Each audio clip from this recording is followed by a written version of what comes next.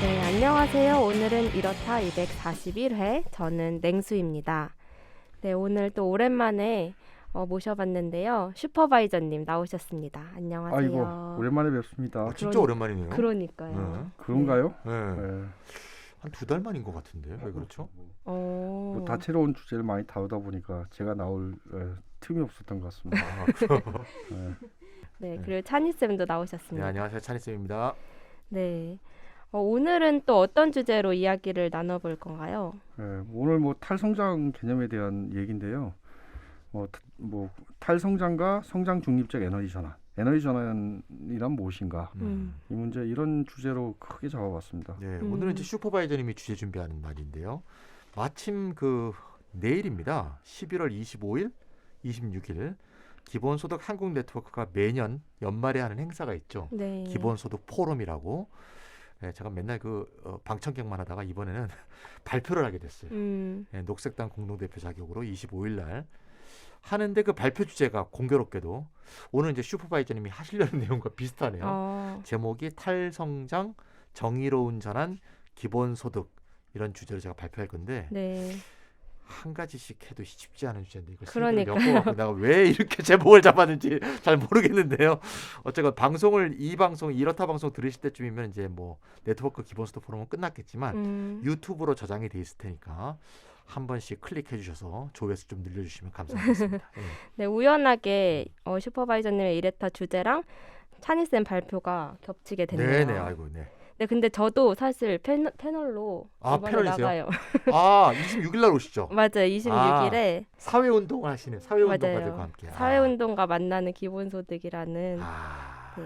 그리고 저는 또 목요일에 네. 현장에서 찬이쌤 발표도 듣는 것으로 아유, 감사합니다. 직접 예. 듣도록 하겠습니다. 네. 제가 정확하지는 않지만 찬이쌤 발표 패널이 제가 아닌가 싶은데. 맞아요. 그렇다. 네, 저도 봤는데 맞더라고요. 이 패널을 내가 쉽게 방어할 수 있겠다. 오늘 얘기로 패널 하실 거 아니야. 네, 쉽게 방어할 수 있을 것 같아요. 오늘 데뷔를 해야 되겠습니다. 네, 좋습니다. 네네. 네, 오늘은 슈퍼바이저님과 함께하는 이렇다 241회고요. 먼저 탈성장 개념부터 살펴보도록 하겠습니다. 여기서 다루고 싶은 거는 이제 탈탄소 경제의 관점이고요. 물론 뭐 탈성장이라 그럴 때 이제 꼭 탈탄소뿐만 아니라 모든 자원에 대한 거죠. 네. 그런데 일단은 주제를 좀 좁혀서 탈탄소 경제의 관점에서 좀 살펴보자라는 겁니다. 탈탄소 경제의 관점에서 탈성장을 보면은 탈성장 담론은 성장과 탄소 배출이 동조화한다는 가설에 의존하고 있습니다. 그 동조화라고 하면은 같이 늘면 같이 늘고 같이 줄면 같이 준다. 네, 그렇죠. 동조화, 커플링인데요. 두 변수 또는 또 뭐 두 가지 현상이 같은 방향으로 움직인다는 거죠. 반대말은 이제 탈동조화, 디스커플링이죠. 이거는 뭐 이 반대 방향으로 움직인다라는 건데. 뭐 상관관계를 보이지 않거나 정반대 방향으로 움직인다라고 이제 보시면 될 것 같습니다. 네. 여기서는 이제 성장하면 탄소 배출이 늘어난다. 네. 그리고 성장이 줄어들면 탄소 배출이 줄어든다. 이런 가설에 입각해 있다라는 말씀을 드리고자 하는 겁니다. 네, 짧게 말씀해 주신 것은 성장과 탄소 배출이 동조화라고 하면 성장은 탄소 배출을 늘린다. 그리고 탄소 배출을 줄이려면 탈성장의 길밖에 없다. 이런 식으로 생각할 수도 있을 것 같아요. 네, 그렇게 이제 얘기를 하는 거죠. 근데 이제 탈성장이라는 거는 이제 뭔가를 줄이는 거잖아요. 네. 근데 축소해야 될 대상이 뭔가를 엄밀히 좀 따져봐야 돼요. 그래서 축소할 대상을 기준으로 이것을 유형화를 해볼 필요가 있어요. 첫 번째는 GDP 탈성장이죠. 그러니까 GDP가 줄어야 탄소 배출이 준다. 이렇게 생각하는 거죠. 그다음에 이제 소득 소비 탈성장인데 소비를 줄여야 된다. 그래야 이제 뭐 탄소 배출이 줄다 이런 거고요. 세 번째는 이제 물리적 탈성장인데 아니 뭐 GDP가 줄고 소득이 줄고 이런 게 탈성장이 아니다. 물질 생산에서 이 물리적인 자원 변용을 하는 부분들이 축소돼야 된다라고 이렇게 얘기하는 겁니다. 네, 탈성장에도 다양한 유형들이 있다는 것을 말씀해 주셨는데 또 탈성장하면 노동시간 단축 얘기를 빼놓고 얘기할 수 없을 것 같아요. 굉장히 중요하죠. 뭐 축소해야 될 대상의 관점에서 뭐 탈성장 담론에는 뭐 항상 이제 고정 메뉴 비슷하게 노동시간 단축 등장하죠. 근데 이게 꼭 탈성장 담론과 노동시간 단축이 꼭 필수적으로 연결돼 있는 연관관계는 또 아닙니다. 예를 들어 일자리 공유 개념과 노동시간 단축을 결합시킬 수도 있거든요. 이럴 경우에 이제 개별 노동시간을 단축을 하고 네. 그 줄어든 노동시간 전체를 일자리가 없는 사람이 공유한다 이런 개념이잖아요. 그렇죠. 그러면 사회적 총노동시간은 단축되는 게 아니잖아요. 그렇죠. 그렇죠. 그러니까 이것은 탈성장 담론이 연결되지 않죠. 음. 그런 면이 있고요. 그러니까 뭐 굳이 얘기하자면 일자리 공유 플러스 노동시간 단축은 일자리 중심의 사회 정의 문제이지 물리적 탈성장으로 이어지지는 않는 거죠. 네. 그다음에 이제 사회적 총 노동 시간을 줄이는 거와 탈성장은 그럼 연결이 되느냐? 뭐 좀 더 많이 연결이 되겠죠. 그런데 우리가 알다시피 사회적 총 노동 시간은 줄어든다 하더라도 그게 자동화해서 달성이 될 경우에 인간 노동은 총 시간은 줄었지만 자동화해서 공장은 돌아가고 있단 말이에요. 네. 그게 꼭 물리적 탈성장으로 연결이 되겠습니까? 그래서 노동시간 단축은 탈성장과 연결이 될 수도 있지만 사실은 어떤 독립적인 이 개념이다라고 네. 보시는 게 옳을 것 같습니다. 네, 정리를 해보자면 일자리 나누기로 생긴 개별 노동시간 단축은 총 노동시간 단축으로 꼭 이어지지 않을 수 있다. 그리고 총 노동시간 단축도 자동화 기술 발전과 결합되면 물리적 성장이 나타날 수도 있다. 이런 말씀을 해주셨는데요. 맞습니다. 탈성장에 있어 노동시간 단축 강조했던 유명한 생태주의자 앙드레 고르츠도 노동시간 단축이 탈성장에 기여하려면 일단 기본소득이 필요하다는 말이 했고요. 또 기존의 사회적 배치가 바뀌어야 된다. 네. 쉽게 말하면 체제가 바뀌어야 된다. 체제 전환을 말하는 거겠죠. 마지막으로 자발적 활동과 공동체 노동의 확대가 결합되어야 된다. 여러 가지 조건들을 말했죠. 그래서 노동시간 단축이 바로 탈성장과 다 1대1로 대응되기에는 무리가 있다. 네. 이런 얘기를 앙드레 고르츠도 얘기한 적이 있습니다. 네. 네네. 탈성장과 노동시간 단축의 관계에 대해서 이야기해봤는데 또 성장이라고 하면 보통 GDP가 늘어난 것을 성장으로 이해하는 사람들이 많을 것 같아요. 그러면 이제 탈성장을 GDP 감소로 표현을 해야 되는 건지 이것은 적절한 것인지도 궁금합니다. 저는 유의미한 탈성장 개념이 있다 그러면 그건 GDP 탈성장 아니라고 보고요. 네. 물리적인 탈성장인데요. 물론 뭐 GDP 개념 자체가 한계가 많습니다. 사회적 가치나 행복을 표현하지 못한다라는 한계 같은 게 있죠. 그런데 이런 한계 아래에서도 탈성장이라고 우리가 얘기할 때 그것은 GDP 탈성장일 수가 없습니다. 뭐 GDP 축소가 생태 전환에 유리할까라는 증거는 없죠. 그러나 그 반대의 증거는 많습니다. 네. 뭐 그럼 굉장히 가난한 사람이 많으면요. 뭐 어떻게 성장을 더 하겠다라는 그 충동, 성장주의적인 욕구 같은 게 굉장히 늘어날 수밖에 맞아요. 없는 거고요. 뭐 불평등을 하면 할수록 성장주의 동맹이 강고해지고 평등하면은 생태 전환적인 어떤 기반이 생기는 거고요. 뭐 그렇게 말할 수 있습니다.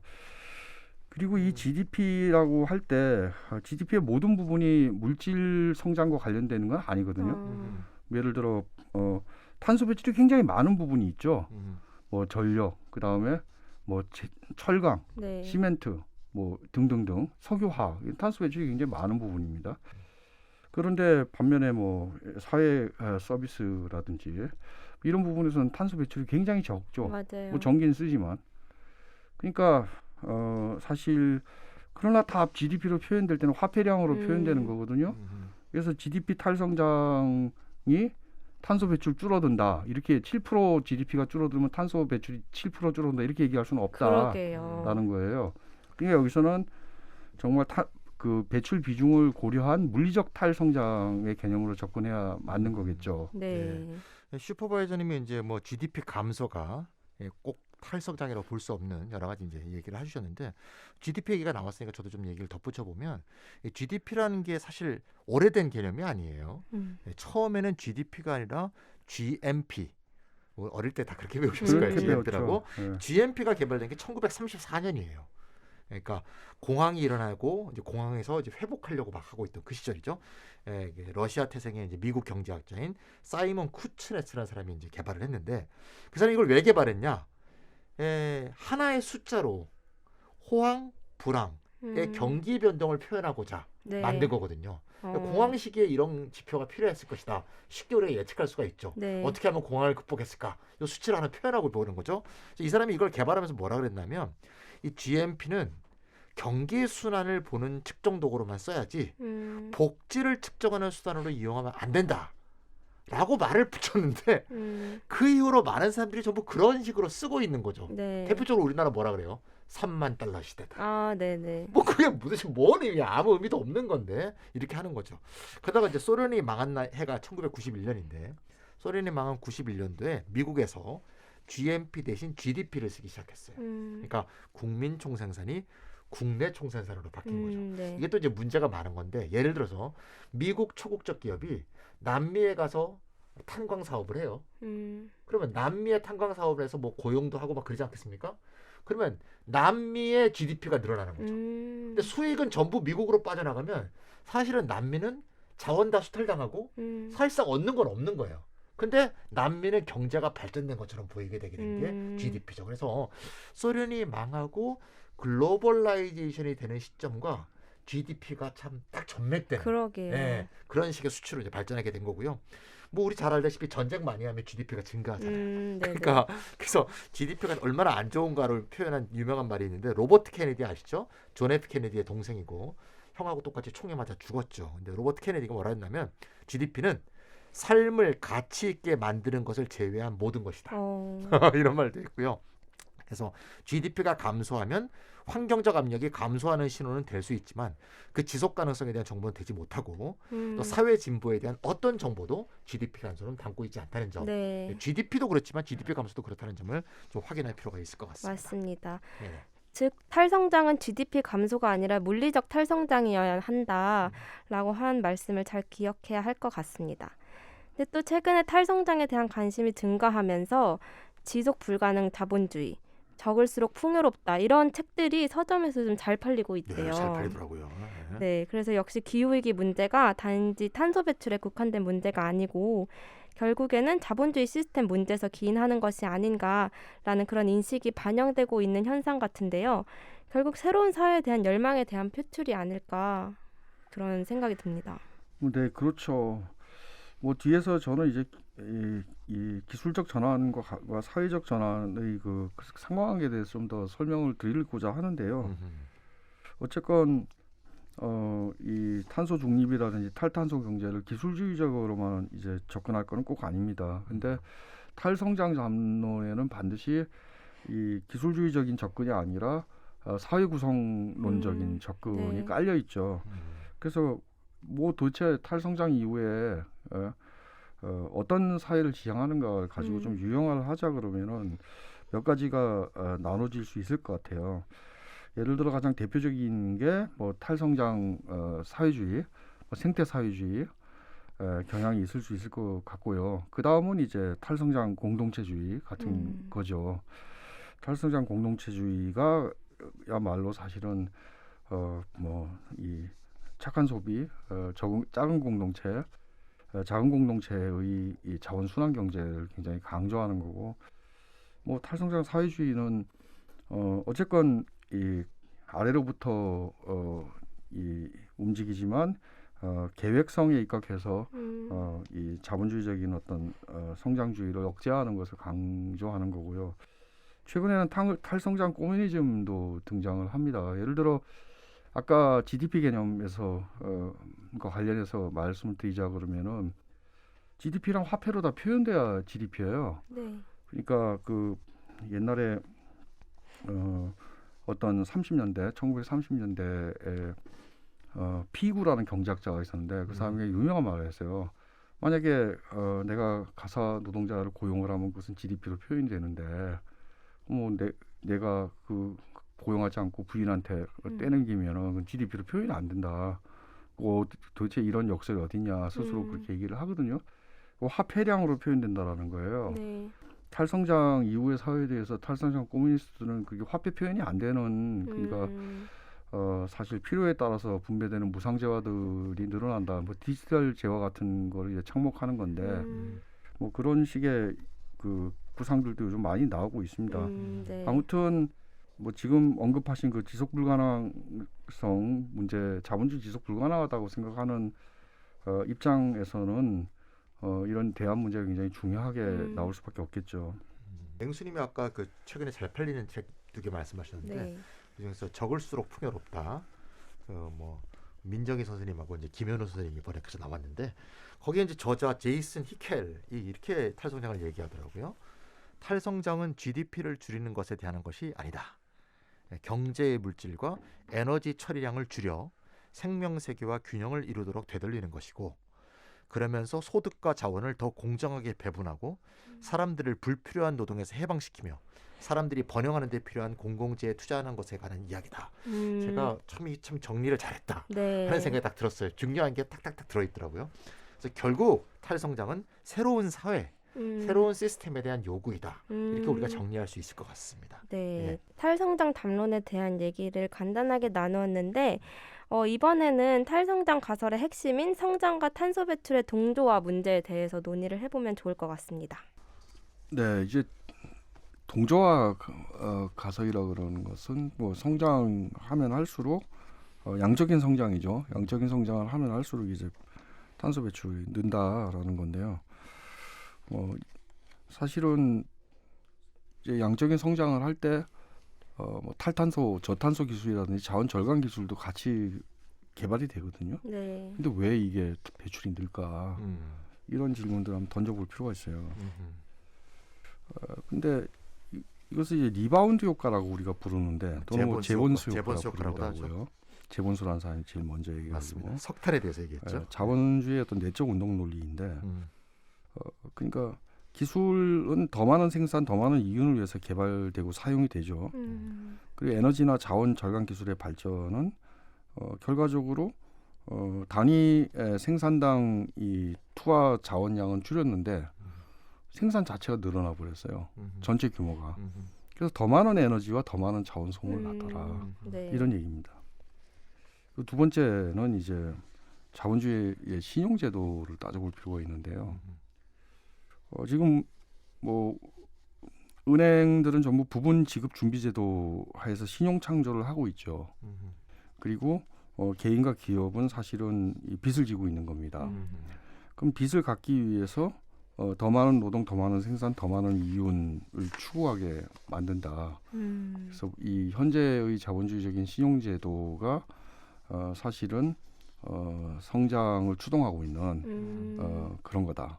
그 성장할 때 리바운드 효과가 나타나서 결국 배출량의 전체 규모는 늘어나는 그런 식으로 이제 악순환을 하게 되는 겁니다. 네.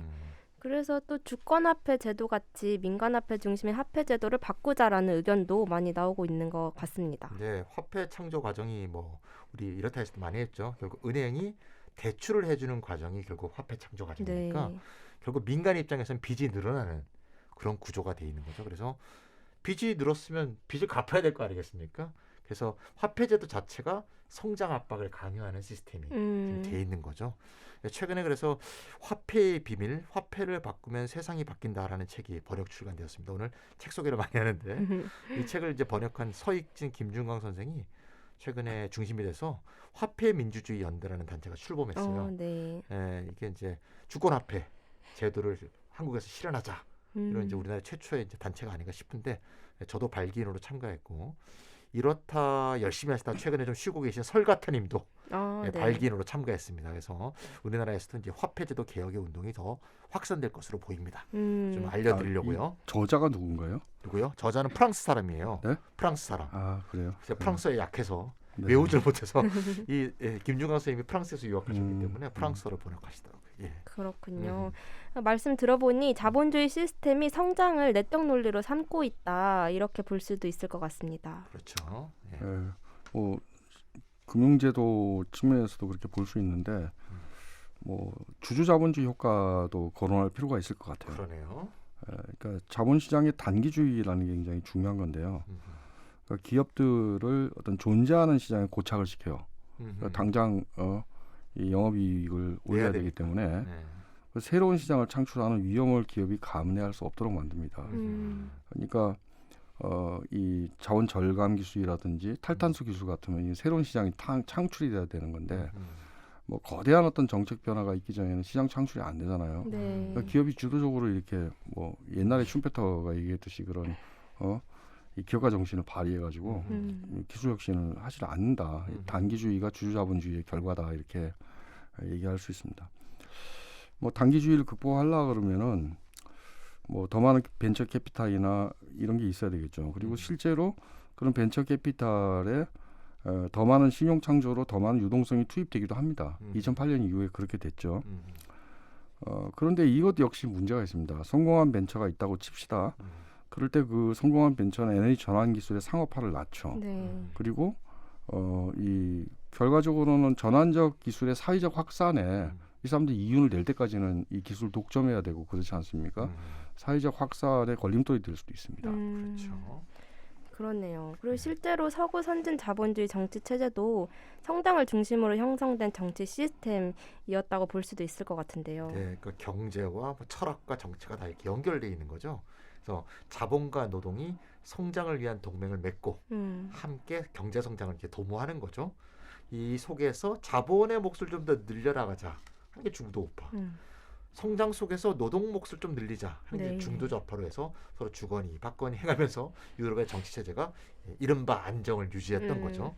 근데 이제 이러한 성장 동맹은 사실 불평등을 전제로 하는 것이고 더 평등할수록 덜 성장해도 되겠죠. 네. 거꾸로 불평등하면 오히려 성장주의가 정치적 지지를 받게 네, 되고. 맞아요. 왜냐하면 불평등하기 때문에 파이라도 키워야지 좀 몫이 커지지 않는가라는 생각들을 사람들이 많이 할 수밖에 없는 그런 식의 논리가 성립이 되는 거죠. 그래서 현재의 사회주도화에서는 근데 성장할수록 더욱더 불평등하게 되어 있음에도 불구하고 성장을 더 희구하는 게 또 불평등 때문에 나오는 이런 뭐랄까요, 뭐 악순환이라 그럴까 이런 생각이 드는 거고요. 이 불평등한 분배가 자꾸 커져가는 과정에서도 성장주의가 자꾸 증폭되는 이유가 또 유효 수요가 부족해지면 성장 한계가 오잖아요. 그때마다 더욱더 역설적으로 더욱 성장주의가 증폭되는 뭐 우리나라나 지금 전 세계의 상황이 좀 그런 게 아닌가 하는 네. 생각이 듭니다. 예. 맞습니다. 예. 저희가 사실 탈성장 가설의 핵심인 성장과 탄소 배출 동조화 문제를 얘기하고 있었는데 얘기를 하다 보니까 또 현대 자본주의 시스템과 이 선진국의 전후 정치 시스템 얘기로 넘어가 버리긴 했는데요. 다시 동조화 탈동조화 문제로 돌아가 보면 좋을 것 같습니다. 뭐 전통적으로는 뭐 했다라는 게 이제 이 데이터로 나오는 얘기인데 최근에 이제 그린 뉴딜 일각에서는 성장과 탄소 배출이 탈동조화하더라. 탄소 배출이 줄면서도 성장이 계속할 수 있다라는 이제 생각들이 이제 등장하고 있습니다. 네, 이른바 녹색 성장 이론이죠. 네, 맞습니다. 일단 이 탈동조화 문제를 좀 꼼꼼히 따져볼 필요가 있는데요. 이 얘기는 화석연료 소비의 증가 속도가 경제 성장 속도보다는 상대적으로 느려지는 것을 의미하는 상대적 탈동조화의 경우에는 결국에는 이제 화석연료 소비량의 물리적 증가를 의미하는 거니까 네. 뭐 성장 속도보다는 소비량이 준다. 소비량이 느는 증가 속도가 성장 증가율보다는 적다. 뭐 경제 성장이 5% 일어나는데 뭐 자원 사용량은 1% 늘어난다. 그렇지. 이게 이제 그런 상대적 얘기죠. 탈동조화죠. 예. 그래봤자 1% 느는 거니까. 거니까. 예. 이걸 이제 결국 제외를 탈성장이 하고 아니죠. 예. 절대적 탈동조화가 이제 가능한 거냐라는 이게 문제죠. 이게 예. 이제 문제인데 뭐 그렇다고 생각하는 사람들이 있습니다. 알텐버그, 로드릭 이런 사람들이 이제 자원 효율성 증대와 에너지 전환으로 이게 절대적 탈동조화가 가능하다라고 얘기하는데 물론 뭐 이 기술적인 측면만 따지면 그렇게 될 수 있습니다. 그런데 이 사람들이 이제 데이터로 그런 얘기도 하는 건데 특히 IMF가 2019년에 낸 보고서에는 이 절대적 탈동조화가 일부 국가에서는 이미 이루어지고 있다라고 얘기를 하고 있죠. 그 그래프는 이제 한번 이게 참 방송이라서 이게 어떻게 뭐 지금 하기가 좀 독일, 어렵네요. 프랑스, 네. 뭐 러시 뭐 이런 나라들이 좀 되는 거로 지금 그래프가 그려져 그렇죠. 있네요. 그 밑에 네. 부분. 네. 그 반면에 이제 앱솔루트 디커플링. 윗부분은 이제 코리아, 인디아 뭐 이런 데는 이제 안 되는 되는 거고. 브라질은 이제 노 디커플링. 네. 디커플링 전혀 안 되는 곳이고. 네, 그런 거죠. 그런 이제 주장들이 이제 나오기 시작한 거죠. 그러니까 어느 정도 기술 발전이 이루어졌으니까 탈탄소 기술에. 그런데 이제 그 미국 뉴스쿨에 있는 이제 이 경제학자인데 이분이 뭐 자본 2권 해석자로도 굉장히 유명한 덩컨 폴리라는 사람이 있어요. 한국에 번역도 된 책이 있는데 던컨 폴리. 덩컨 폴리의 주장은 이게 불평등 문제를 해결해야 절대적 탈동조화가 가능하다. 그러지 않으면 안 될 것이다라고. 그렇지만 뭐 절대적 탈동조화가 불가능하다는 얘기는 안 하고 있는 거고요. 그래서 이 얘기를 따라가다 보면 뭐 기술적인 가능성이 있다고 칩시다. 일단 기술적으로 가능하다고 치고 그래도 탈동조화가 계속 일어나려면은 녹색 투자를 통한 경제 성장이 역진적이지 않을 것을 전제로 해야 됩니다. 네. 녹색 투자를 해서 경제 성장을 한다. 근데 그게 뭐 일자리를 만들거나 대다수의 소득을 늘리거나 그러면 되겠죠. 그런데 사실은 이런 거는 기술적인 수준의 탈탄소 투자 정책만으로 이게 달성이 된다는 보장이 별로 없습니다. 일자리가 확실히 는다는 보장도 없고요. 그리고 대다수 소득이 늘어난다는 보장도 저는 없다고 생각합니다. 물론 뭐 미리 좀 말씀드리자면 그래서 저는 그 그린 디지털 투자에 대해서 공공 투자를 대규모로 해야 된다. 네. 그런데 반드시 공유 지분을 설정해서 투자 수익을 국민들한테 기본소득을 환원해야 된다. 이런 정책이 기본 베이스로 깔려야 그다음에 일자리니 뭐 소득이니 임금소득이 이런 얘기를 따질 수 있는 거다. 기본적인 역진성을 해소하기 위한 장치, 즉 그린 투자의 공유 지분 설정이 전제 조건이다라고 저는 생각합니다. 아까 그 슈퍼바이저님이 그 IMF 2019년 자료 이제 저희는 이제 도표를 보고 있는데요. 네. 절대적 탈동조화가 일어난 나라들 이게 이제 제시가 되고 있지 않습니까? 그러니까 성장은 일어나는데 자원 사용량이 줄어든, 네. 절대적으로 줄어든. 이런 수치가 과연 이제 통계를 과연 믿을 수 있는가 하는 좀 의문도 있겠지만 믿는다고 하더라도 이게 사실이라 하더라도 저는 꼭 지적해야 될 문제가 있다고 보는데 저는 이제 그거를 이제 선진국의 탄소 세탁이다. 네. 저는 그렇게 좀 표현하는데. 그러니까 일부 선진국에서 탈동조화가 일어났다 하더라도 이거는 우리가 국제적 규모에서는 착시다. 왜냐하면 선진국이 탄소가 많이 나오는 산업을 후진 개발국에다가 이렇게 외주시켜 버린 거거든요. 그걸 탄소 유출이라고 하죠. 네, 뭐 탄소 전가라고 할 수도 있고 네. 요새 탄소 아웃소싱이라고도 합니다. 네. 네. 그러니까 중국의 탄소 배출량이 세계 지금 1위 아닙니까? 근데 탄소 배출량 중에서 23%가 수출용 제품 생산에 쓰이는 거라는 거예요. 맞습니다. 그러니까 이게 다 어디로 가냐고요. 다 선진국으로 가죠. 그러니까 지네 나라가 생산할 거를 중국이나 인도나 방글라데시가 생산하게 해놓고는 자기들은 탈탄소했어. 이런 식으로 얘기하는 이런 탄소 세탁. 이런 사실 그래서 선진국의 사실 배출량은 네. 선진국이 수입하는 제품에 내재된 배출량을 포함시켜야 진정한 배출량이다. 이렇게 얘기하고 싶고요.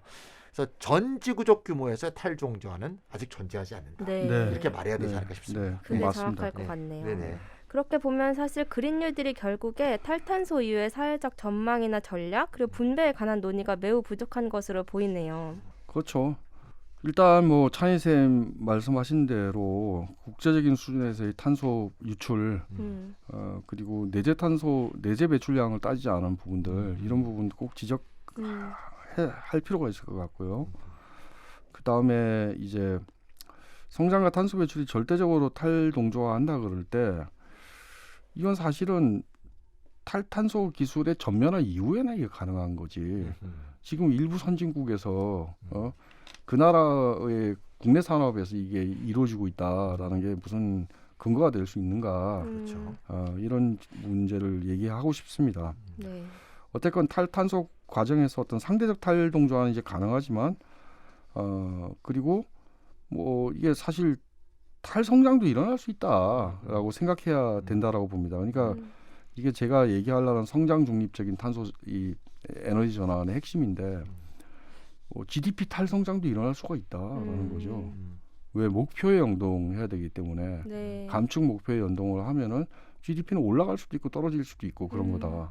다만 감축 목표를 지키는가가 중요하다. 이런 얘기입니다. 그러니까 동조화할 수도 있고 탈동조화할 수도 있고 그러나 감축 목표를 지켜야 된다. 그러니까 상대적 탈동조화가 일어날 수 있고 여전히 늘긴 느는데 성장률보다는 좀 소폭으로 느는 이런 상태에 있을 수도 있고 또는 뭐 성장률 자체 떨어질 수도 있다. 네. 그걸 감내해야 2050까지 이 탄소 중립을 도달할 수 있는 거다. 그러니까 여기서 제가 말씀드리고 싶은 거는 배출량 감축이라는 건 이게 프리스크립티브한 그러니까 이 목표를 정하고 우리가 규칙 준수적으로 이걸 바라봐야 된다라는 거죠. 그 다음에 그러니까 경제 전환의 제일 가치는 사실은 감축 목표를 달성하느냐, 감축 계획을 정확하게 세우고 감축 목표를 달성하는가 글로벌 차원에서 이 문제가 제일 중요한 거고요. 그 다음에 이게 어느 정도 탈동자화하는가 이 문제는 그 다음 문제일 것이다라고 봅니다. 뭐 사실 이 배출 비중이 약한 부분의 GDP 비중이 높아져 갖고 성장이 이루어질 수도 있잖아요. 물리적인 탈성장을 하지만 GDP는 성장하고 이런 경우도 가능하기 때문에 GDP와 탄소 배출의 동조화 탈동조화 문제는 그 다음 문제인 거다라고 말씀드리고 싶습니다. 그 다음에는 냉수님 말씀대로 이 그린 뉴딜이 도대체 사회적 전망 문제를 이제 빼고 너무 기술 중심적으로 그리고 기술과 시장 창출 문제만 좀 몰두하고 있다라는 생각이 들어요. 그래서 좀 대안이 필요하다라는 생각이 들고요. 최근에 이제 네오 슌페터리안들이 등장을 했는데 뭐 마추카토, 뭐 페레즈 이런 사람들이에요. 이 네오 슌페터리안들이 이제 굉장히 중요하게 보는 게 디지털 그린 트윈 트랜지션, 디지털 그린 이중 전환인데 그건 이제 기술적인 측면이죠. 그런데 이 사람들은 이제 혁신 주체 관점에서 슌페터는 기업을 본 거 아니에요? 주체로 혁신에. 근데 이 사람들은 기업 대신에 정부를 주목합니다. 그래서 정부가 대규모 공공 투자를 해야 된다. 왜냐하면 이 기업이란 주주자본주의의 단기주의에 묶여 있기 때문에 뭐 리스크를 감당할 수도 없고 지금 있는 시장에 고착되고 지금 있는 시장에 안주한다라는 거죠. 그리고 정부만이 시장을 창출할 수 있다.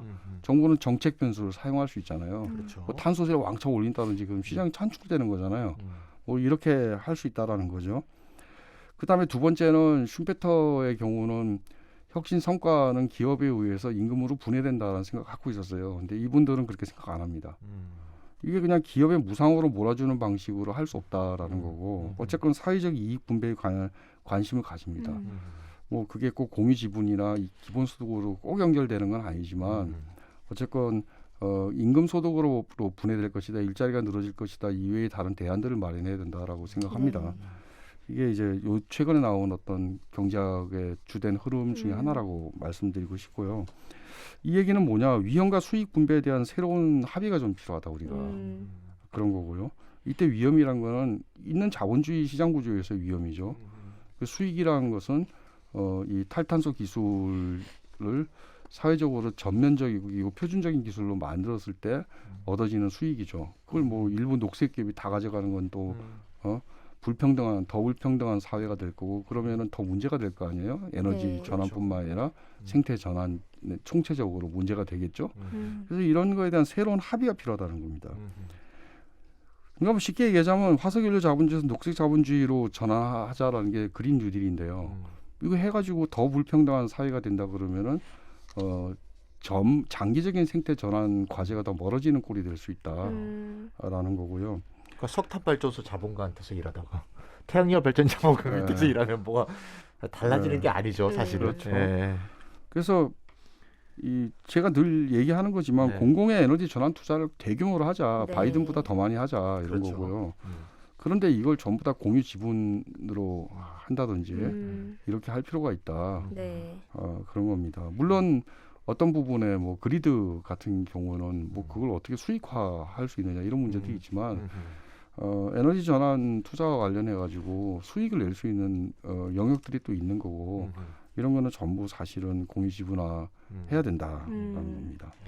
네, 요즘 공유지분권 말씀을 슈퍼바이저님이 요새 부쩍 많이 하시는데 간단하게 말하자면 정부가 투자한 에너지 전환 기금을 기업의 공공지분으로 전환해서 배당의 근거로 삼자 이런 말씀이신 것 같은데요.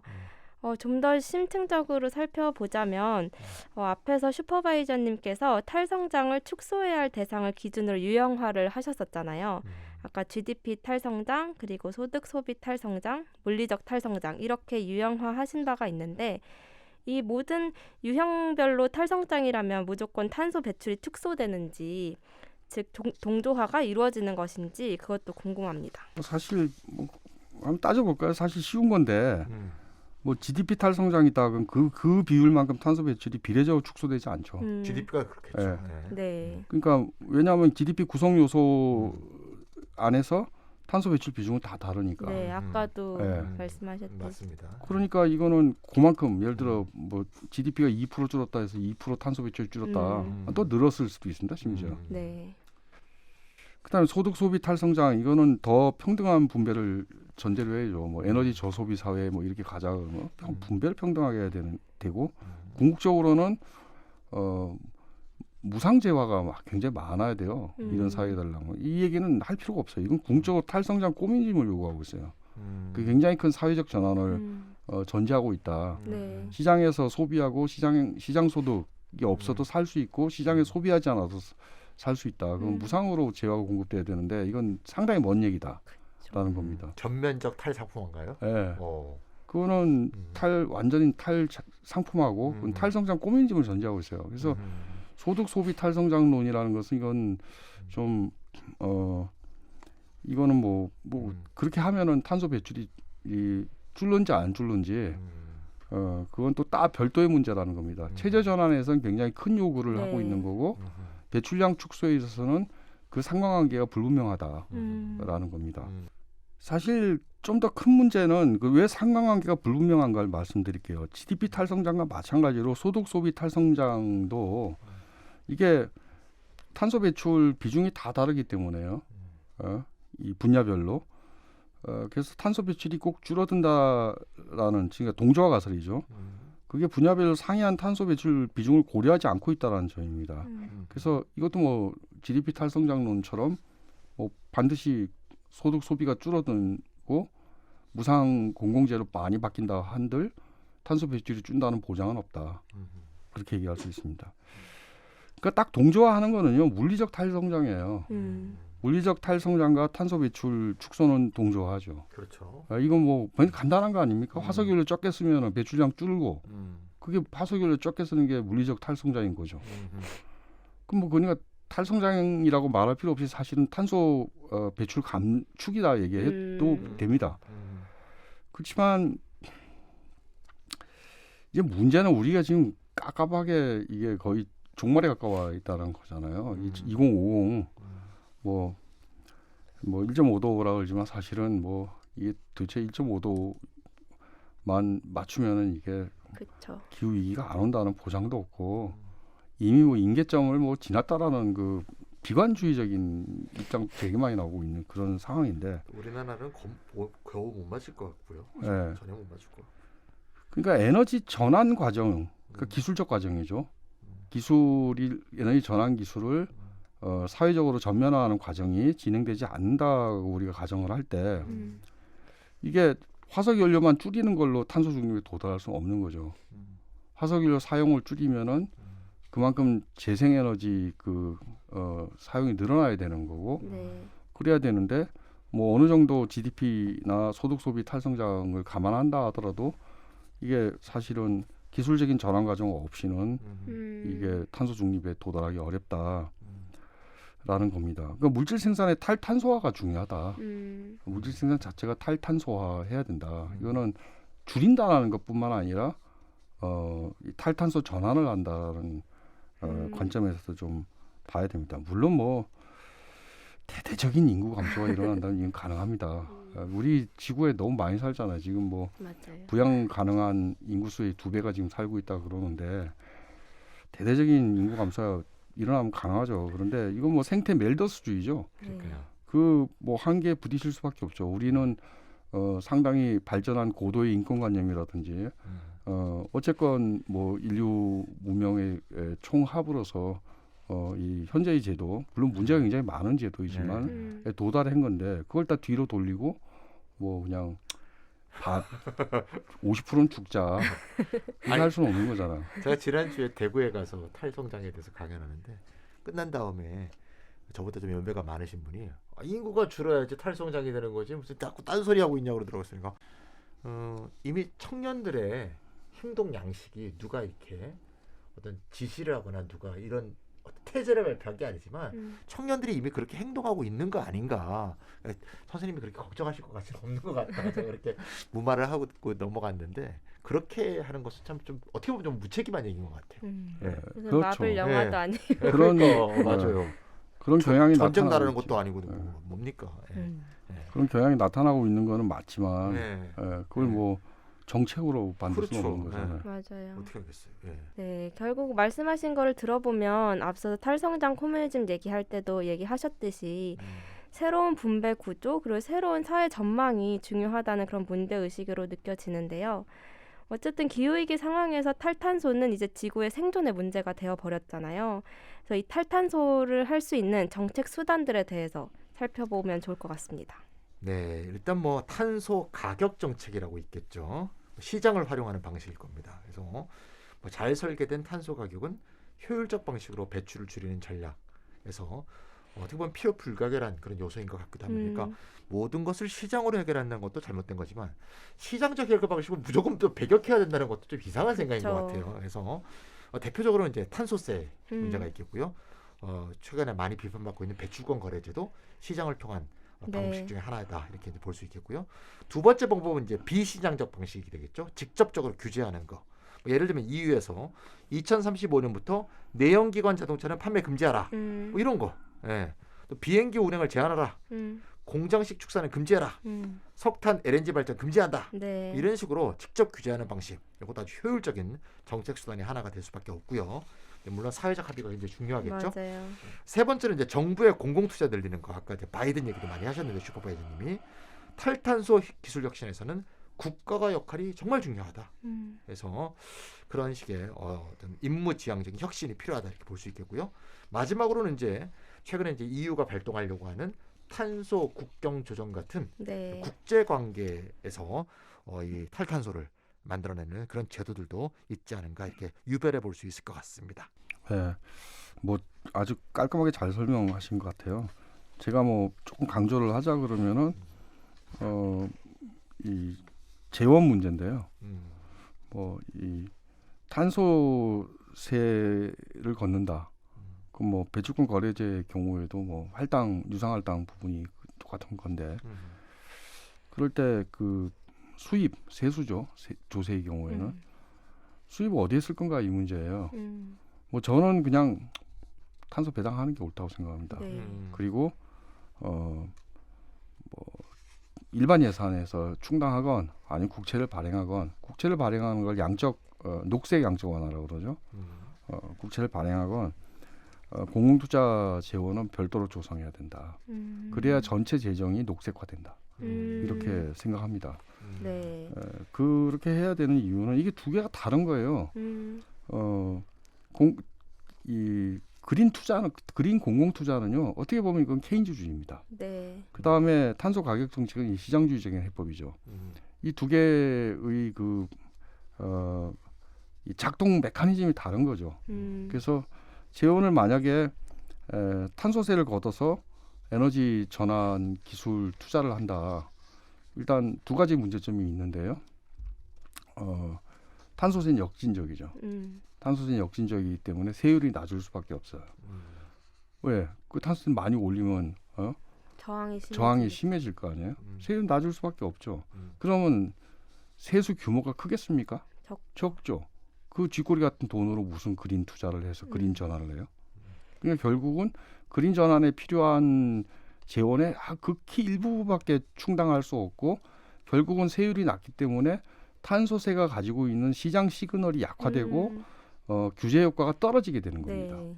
그래서 교정과세는 교정과세대로 사용하고 교정과세라는 것은 재정에 충당하기 위해서 걷는 게 아니거든요.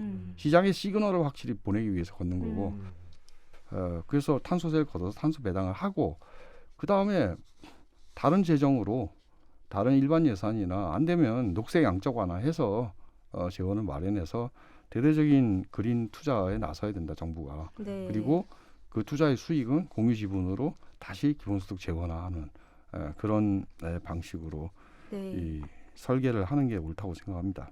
네, 찬희쌤과 슈퍼바이저님께서 이 탈탄소 정책 수단과 그 방향이 어떻게 돼야 되는지 잘 정리를 해주셨는데요. 이젠 오늘의 결론으로 좀 들어갈 시점인 것 같습니다. 네, 오늘 방송 제목이 아까 탈성장과 성장 중립적 에너지 전환이었는데요. 아직 성장 중립에 대해서 이야기를 안 해본 것 같아요. 그래서 이 성장 중립이 무엇인지 설명해 주시면 감사하겠습니다. 뭐 사실 쉬운 얘기예요. 성장을 한다라고 자꾸 강조할 필요 없다라는 거예요. 에너지 전환할 때. 네. 그리고 뭐 에너지 전환하면 무슨 뭐 탈성장 된다 이렇게 다 불안 조성할 필요도 없다. 그 GDP 탈성장하는 것이라고 착각한다 사람들이. 그렇게 얘기할 필요 없다라는 거예요. 그러니까 하나하나 좀 분석적으로 얘기해 볼까요? 에너지 전환을 통해 성장이 가능하다고 칩시다. 그리고 뭐 지금 뭐 그린 뉴딜 얘기하는 사람들처럼 일자리도 많이 생긴다고 쳐요. 근데 이건 에너지 전환 과정에서 발생하는 효과예요. 에너지 전환의 목표가 아닙니다. 네. 그러니까 미션이 뭔가? 미션은 탄소 중립이에요. 그래서 거기에 이제 수단들을 사용하는 거고 그 효과가 발생하죠. 그 효과가 뭐 성장 효과가 나타나면은 나타나는 대로 좋은 거고 안 나타나면 안 할 겁니까? 안 나타나면 안 하고 망해요? 2050년이 오면? 그거 아니잖아요. 안 나타나면 우리나라만 안 하고 딴 나라들 하게 하고 그래서 무임승차로 이거 올라탈 수 있는 문제도 아니고요. 탄소 국경 조정 같은 게 등장하고 있기 때문에 그런 거라고 생각이 듭니다. 그 녹색 일자리 창출 자꾸 얘기하는데 이것도 에너지 전환의 목적이 아니라 효과이다. 그쵸. 오히려 없어지는 일자리에 대해서 뭐 약간의 뭐 뭐랄까 사회 보장적인 측면에서 이렇게 접근하는 게 옳은 거지. 뭐 녹색 일자리 얘기할 필요 없다 이거. 그렇게 저는 생각합니다. 그리고 사실 녹색 일자리가 아니라 이게 토건 일자리거든요. 그리고 얼마나 오래 갈 수 있는 일자리인지 잘 모르는 거고. 뭐 그러면 뭐 보호 조치만 해야 되느냐 이런 문제가 있는데 저는 이 과도기적 보호 조치 역시 에너지 전환을 지연시키는 것이 돼서는 안 된다. 네. 한국에서는 독일의 그 석탄 기금 있잖아요. 그걸 뭐 대단히 좋은 거라고 자꾸 얘기하는 사람들이 많은데 뭐 좋은 역할을 하긴 했죠. 평화적 해결을 했으니까. 이 화석연료 노동자들의 이 노동권을 보호하는 평화적 역할을 했으니까. 근데 좋은 역할만 있는 건 아니다. 그게 에너지 전환을 지연시켜서는 안 된다라는 겁니다. 그러니까 일자리 중심의 정의로운 전환이 중요한 겁니다. 그런데 이런 담론이 에너지 전환을 늦추는 담론이 돼서는 안 된다. 이 경계할 필요가 있다라는 거예요. 정의를 따지기 전에 전환이 돼야 됩니다. 전환이 목표이고 그리고 그 과정에서 일어나는 일을 우리가 정의롭게 사회정의에 부합되게 뭐 조정하고 네. 그럴 필요가 있는 거죠. 그리고 조정 수단은 꼭 일자리만이 아니라 뭐 공유 지분 모델이라든지 이런 것도 적극적으로 사용할 필요가 있다. 그런 일자리 중에는 정의로운 전환이 진짜로 전환을 늦추는 기제가 될 수도 있을 것 같아요. 일자리 중심에. 네, 먼저 얘기해야 될 게 뭔가를 우리가 분명하게 할 필요가 있다. 그리고 그런 에너지 전환이라는 미션을 수행하기 위해서 생기는 피해를 갖다가 사회적으로 분담한다. 이렇게 접근해야 되는 거지. 정의로운 전환이 안 이루어지면 에너지 전환 할 수 없어요. 이렇게 얘기하면 안 된다라는 거예요. 그러니까 뭐 녹색 가치 또는 녹색 미션의 이 프라이어리티 이거를 제가 강조하는 거죠. 이 부분에 있어서는. 그 다음에 사회적인 어떤 조정은 이 프라이어리티 다음의 문제다라는 겁니다. 네. 같이 해야죠. 에너지 전환과 정의로운 전환을. 예. 막 같이 해야죠. 예. 같이 해야 되는데. 프라이어리티 얘기하신 것이다. 예. 그죠? 어쨌건 이 정책 변수로서 탄소 기초가격이 높게 형성이 된다. 그럴 경우에 이 탄소 배출이 많을수록 성장이 안 된다라는 거 분명해집니다. 탄소세, 탄소 국경 조정 이런 게 등장하면서 뭐 성장 탄소 배출 많이 하면 지금 많이 할수록 성장하죠. 근데 앞으로는 많이 하면 할수록 성장의 한계 요소가 된다라는 건 분명합니다. 그러면 성장을 하기 위해서라도 에너지 전환을 가속시킬 수밖에 없게 되는 경제로 이제 나아가게 되겠죠. 근데 지금 현재 이렇게 된 건 아닙니다. 그렇게 정책 변수들이 바뀌고 있다. 바뀌는 과정에 있다라는 겁니다. 물론 제가 말씀드리고 싶은 건 이 과정에서도요. 감축 목표의 달성이 경제의 제1원칙이다. 그러니까 그 과정에서는 과도기적으로 GDP가 뭐 많이 성장하지 않고 네. 심지어는 뭐 마이너스 성장이 나타날 수도 있고 그걸 받아들여야 된다. 그러니까 여기서 중요한 거는 탈성장이 목표가 아니라는 거예요.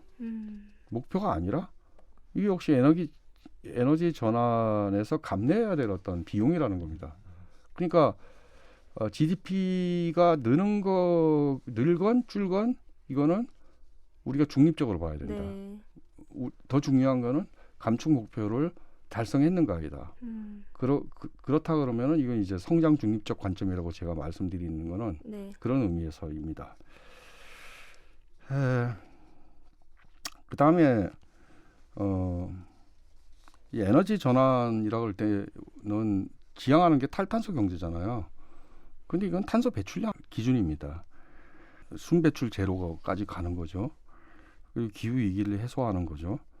근데 이게 생태적인 순환 경제는 완전한 자원 순환 경제를 뜻하는 건데 이건 좀 범주적으로 구별할 필요가 있다라는 겁니다.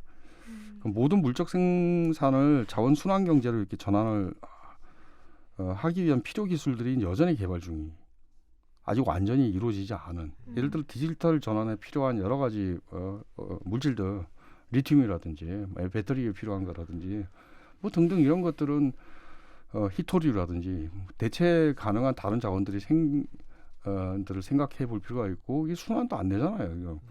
이런 건 완전히 지금 뭐 여전히 개발 중이지만 에너지 전환을 위한 기술이 이미 존재한다라는 거예요. 그래서 이 두 범주를 좀 섞어서 해서는 안 된다. 즉 자원 절감 기술 일반과 에너지 탈탄소 기술 이건 다른 차원이다. 우리는 탈탄소 기술에 대해서는 좀 더 확신을 가지고 얘기를 할 필요가 있다라는 겁니다. 맨 마지막에 말씀드릴 수 있는 거는 어쨌건 성장이건 저성장 탈성장이건 이 시기를 사회개혁의 계기로 삼아야 된다. 저성장 탈성장이 일어났다. 감축 목표를 달성하기 위해서. 그럴 때 역시 사회개혁의 계기로 삼아야 돼서 네. 된다라는 거예요. 예를 들어 코로나 팬데믹이라는 게 이게 강제된 탈성장이었죠. 뭐 어쩔 수 없는 탈성장이었잖아요. 그래서 저소득층이 큰 피해를 입혔잖아요. 그러니까 오히려 이럴 때 이제 더 평등한 자산 분배 또는 뭐 보편적이고 무조건적인 소득 최저선에 대한 논의 같은 게 활성화돼야 되고 사회개혁의 어떤 계기가 돼야 된다라고 네. 생각이 듭니다. 그렇다면 방금 말씀하신 것과 같은 성장 중립적인 에너지 전환을 하려면 어떤 전략들이 필요할까요? 사람들은 기술만 도입하고 기술을 뭐 전면화하면 된다 이렇게 생각하지만 저는 기술 혁신과 사회 혁신이 동시적으로 그리고 통합적으로 추진돼야만 이게 성공한다 라고 생각합니다. 시장 문제라든지 뭐 수익의 분배 문제라든지 이런 게 다 동시 통합적으로 접근돼야 된다라고 생각이 들고요.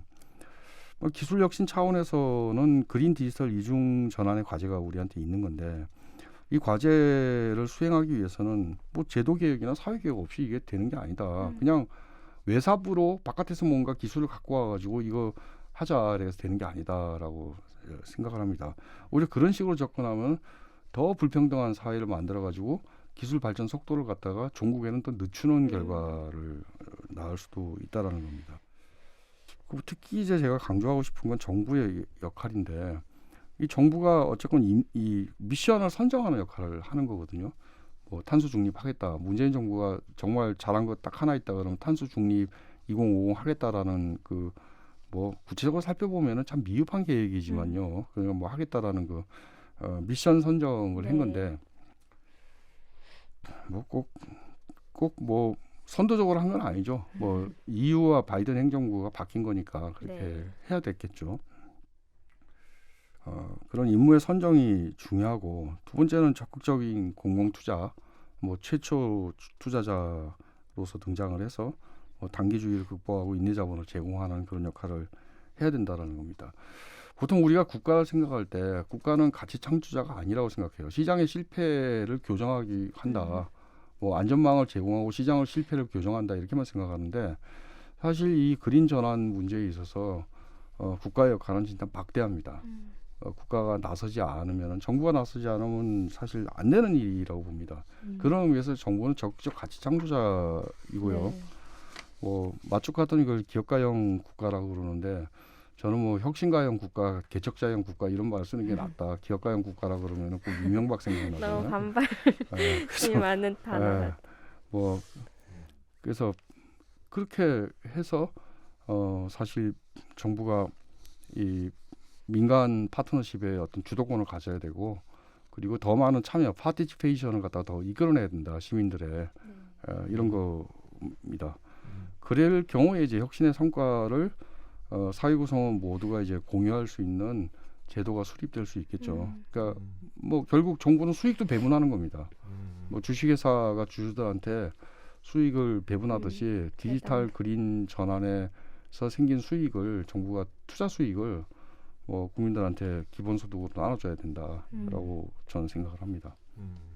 뭐 최근에 뭐 최종 지급자 정부, 네. 뭐 최종 투자자 정부, 고용자 뭐, 정부. 뭐 최종 고용자 정부 뭐 이렇게 정부의 역할이 정말 그 많은 그 중요하다는 인식들이 많이 높아지는 것 같고 팬데믹 시대가 되면서 정부의 대대적인 복귀가 이루어지고 있는 게 아닌가 이런 생각이 많이 들고 있고요. 그런 의미에서 팬데믹 이후에는 진짜 신자유주의가 진짜 많이 위축된 것 같은 느낌이 정말 많이 들고 있고 많은 사람들이 그렇게도 공감하고 있는 것 같아요. 그래서 어쨌건 단지 재정 투자가 옛날에 는다는 그런 의미가 아니라 사회 전체를 재구조화하는 데 있어서 국가가 해야 될 역할도 굉장히 많고 다방면적이고 다양해졌다. 그런 의미로 좀 이해해야 되지 않을까 싶고요. 기후위기 시대는 더욱더 정부의 역할이 중요하다 이런 생각이 듭니다. 그러면 그럴수록 이 정부가 과연 어떤 정부인가. 네. 따라서 지금 민주주의 문제가 정말 중요한 문제가 아닌가. 이런 문제로 다시 돌아갈 수밖에 없지 않은가. 이런 생각이 듭니다. 예. 맞아요. 네네.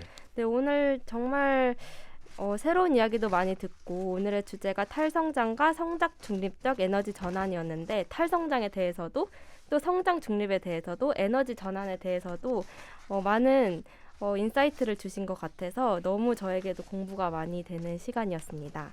네, 오늘 이렇다 241회를 이렇게 마치도록 하겠습니다. 감사합니다. 수고 많으셨습니다. 감사합니다.